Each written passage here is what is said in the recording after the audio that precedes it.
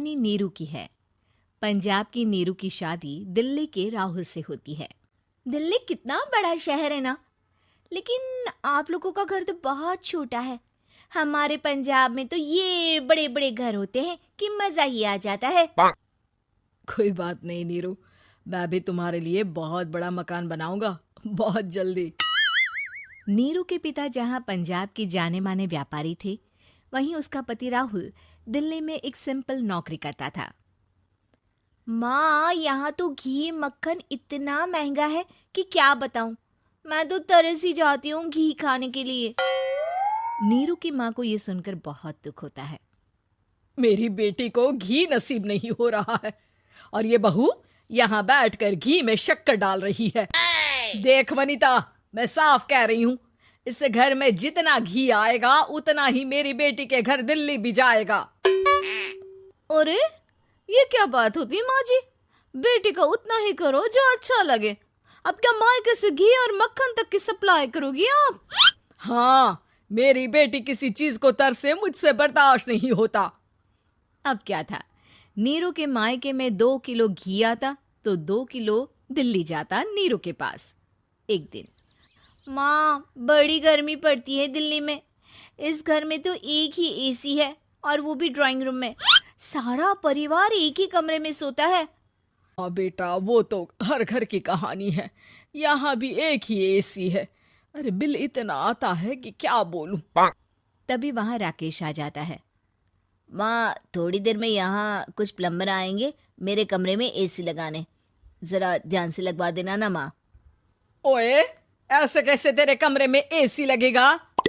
हाँ राकेश, एक बार बात तो कर लेता। अरे पापा, वो वनिता को गर्मी में नींद नहीं आती।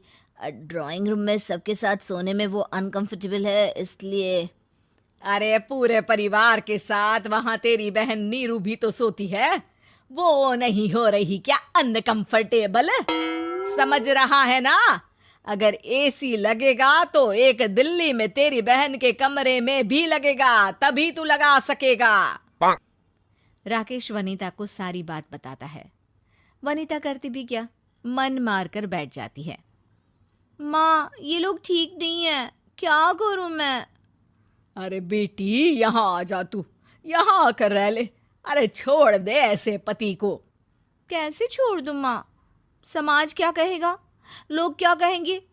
वैसे भी मेरा एक बेटा है मयंक। अरे हटा बेटा, तेरी उम्र ही क्या है? इतनी परेशान रहेगी तो काम कैसे चलेगा? खैर, बात आई गई हो जाती है। माँ को लगता है कि नीरू ठीक है, तो वहीं नीरू के मन में एक ही लाइन चल रही होती है, यहाँ आजा। माँ ने तो बोल ही दिया है कि यहाँ आजा। बस मयंक थोड़ा सा बड़ा हो जाए, इन गरीबों को छोड़कर मैं वापस माँ के पास ही चली जाऊंगी। वो इसी सोच में बाजार में चल रही थी कि मैम, आपका दुपट्टा जमीन को छू रहा है। नीरू जैसे ही उस लड़के की तरफ देखती है, देखती ही रह जाती है। हाय रे, कितना सुंदर लड़का है ये। अब क्या हुआ? मैंने कहा आपका दुपट्टा। तो खुद ही उठाकर दे दो ना। लड़का समझ जाता है कि नीरू उस पर फिदा हो चुकी है। वो उससे उसका नंबर लेकर चला जाता है। अब क्या था, नीरू और रोहित में लगातार बातें होने लगती है। मैं हरियाणा का रहने वाला हूँ, यहाँ एक बड़ी कंपनी का मैनेजर हूँ। अच्छा, और कितने बच्चे हैं तुम्हारे? बच्चे? अरे मेरी तो शादी भी नहीं हुई है। तुम बताओ, शादी करोगी? नीरू शर्मा जाती है। अब लेकिन मैं तो पहले से ही शादीशुदा हूँ। मुझे फर्क नहीं पड़ता, बस तुम शादी कर लो, भाग चलते हैं। बहुत पैसे वाला हूँ मैं, हमेशा खुश रखूंगा तुम्हें। नीरू रोहित से मिलकर सारा प्लान बना लेती है और फिर एक दिन घर से भाग जाती है। दोनों शादी कर लेते हैं। शादी के बाद, क्या बात है नीरू, तुम्हें परेशान सा देखता हूँ, सब ठीक तो है ना? हाँ हाँ, सब ठीक है।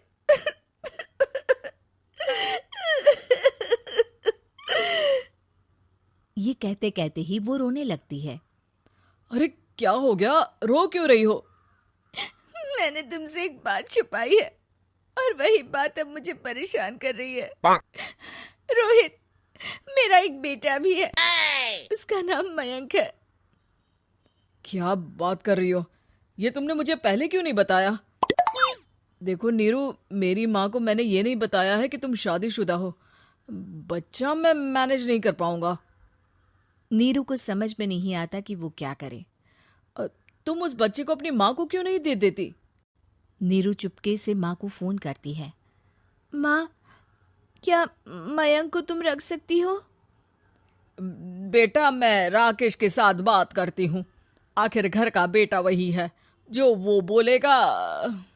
वैसे भी बेटा, तूने जो किया है ना, उसके बाद से पूरा घर तेरी बुराई कर रहा है।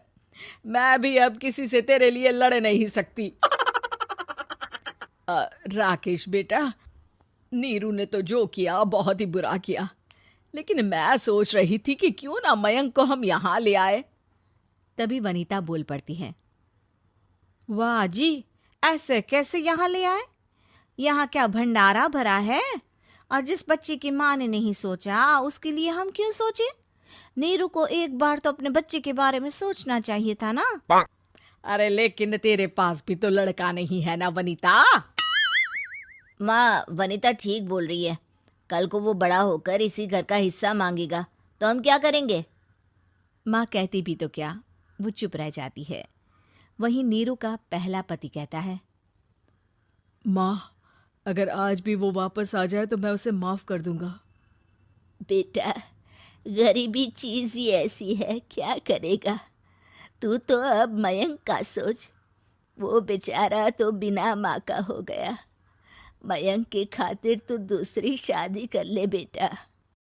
लोगों के लाख समझाने के बाद नीरू के पहले पति की शादी रिद्धि से हो जाती है, जिसके पहले पति से 2 बच्चे होते हैं। देखो जी, मैंने शादी सिर्फ बच्चे के खातिर की है। मैंने भी शादी सिर्फ बच्चों के खातिर की है। वहीं नीरू के दूसरे पति के मन में ये बात घर कर जाती है कि नीरू एक मासूम बच्चे को उसके खातिर छोड़ कर आई है। अब देखो नीरू, मुझे लगता है कि जो औरत अपनी कोख का बच्चा छोड़ सकती है, वो तो कुछ भी कर सकती है। कल को तुम्हें मुझसे अच्छा कोई मिल गया तो तुम तो मुझे भी बाय बाय कर दोगी ना। नीरू को अब उसका दूसरा पति ताने देना शुरू कर देता है। तंग आकर नीरू उसकी यहाँ से भागकर अपने पहले पति के पास चली जाती है, लेकिन ससुराल में क्या लेने आई है नीरू, मयंक को? नहीं नहीं सासू माँ, मुझसे गलती हो गई, मुझे माफ कर दीजिए। नीरू, अब वक्त खत्म हो गया है, मेरी शादी हो चुकी है। तो छोड़ दो ना उसे, हमारा बच्चा है। मैं आपको अपनी माँ नहीं मानता, मेरी नहीं मान तो बात अच्छी है। नीरू मयंक की बात सुनकर समझ जाती है कि उसके पास अब ना आसमान रहा ना ही जमीन।